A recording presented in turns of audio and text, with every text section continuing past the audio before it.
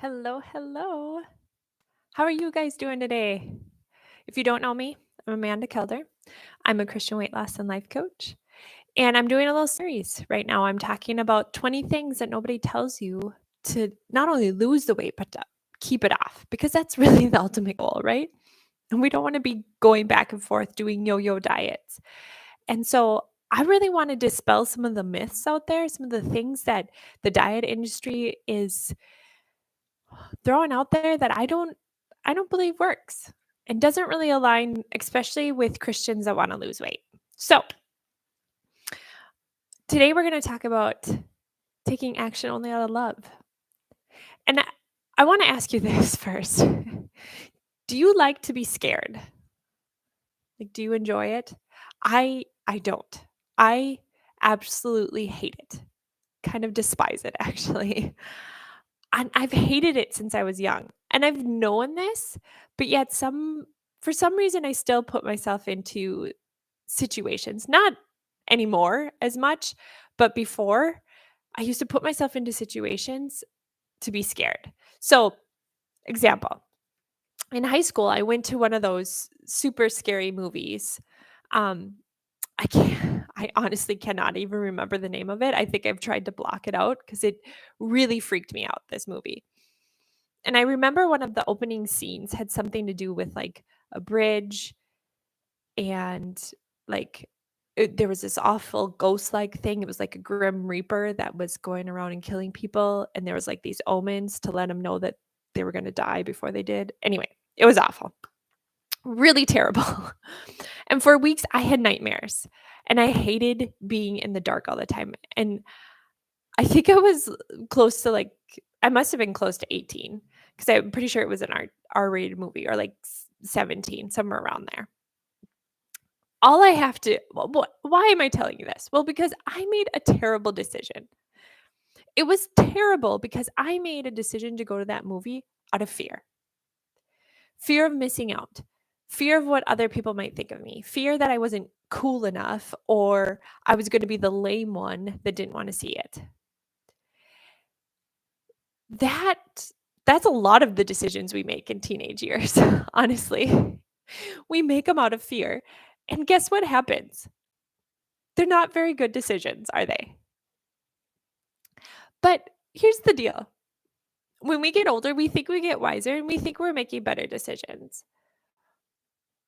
But what I find is we actually keep making decisions out of fear, but just kinda new flavors of them, and here's often where we stay, making decisions out of fear. Um, Especially when it comes to, like, losing weight. Let's talk about that a little bit. How about making the decision because you fear of being fat forever? Fear of never feeling good, fear of messing up, fear of not getting it right, fear of failing again, fear of disappointing yourself or others, fear of not being accepted because of what you're doing or eating, fear of missing out in a new way, fear of not being enough. And the problem with making decisions based on fear is that you aren't making your decisions with God. Because God doesn't guide in fear, He guides with love. And that's why my clients hear me ask over and over again, did you make that decision with love? Because decisions in love, those are the best decisions you could be making. Now, decisions in love are not always comfortable. Understand the difference there. But they are the best. They lead to the best results. I want you to think about this. What if the next choice you had to make, the next choice, especially around food, you made it out of love, not desire or lust for a food, not because you fear what will happen if you eat that food or if you don't, but truly out of love. Love for your body, love for your future, love for the creation that God made. What decision would that be? What kind of decision would it be? I bet you it would be a really good one. And the more decisions you make out of love, the better you feel, and the more likely you will be consistent in following through because they feel really good. And what does that lead to? Healthy, life-giving habits. It becomes just a way of living in love. I want you to think about this. If you're on the diet, like if you're on a diet right now, or if you're thinking about kind of choosing your next thing that you're going to try to lose weight, stop and ask yourself, why am I making this decision? Is this decision out of love or am I fearful? Am I fearful of what may or may not happen if I do this or I don't do this? Here's a really quick example because I get this question all the time. Should I do intermittent fasting? I think I should try it, Amanda. What do you think about it? My question always right off the bat is, why are you choosing it?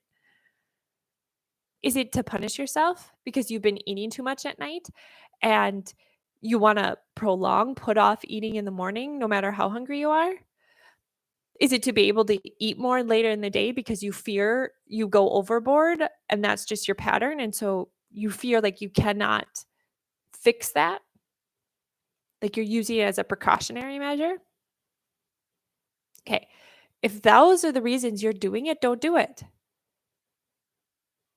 Those are made out of fear. Now, if your body loves not having food in the morning, you feel energized, you feel light, you feel more focused with not eating breakfast right away, great. And if you love breaking your fast and you're really good at just having a normal healthy meal to break it, great. Does your body love having maybe a couple bigger meals rather than like 4 smaller meals? Does it feel more satisfied? Does it love having that big long break? Great, then do it.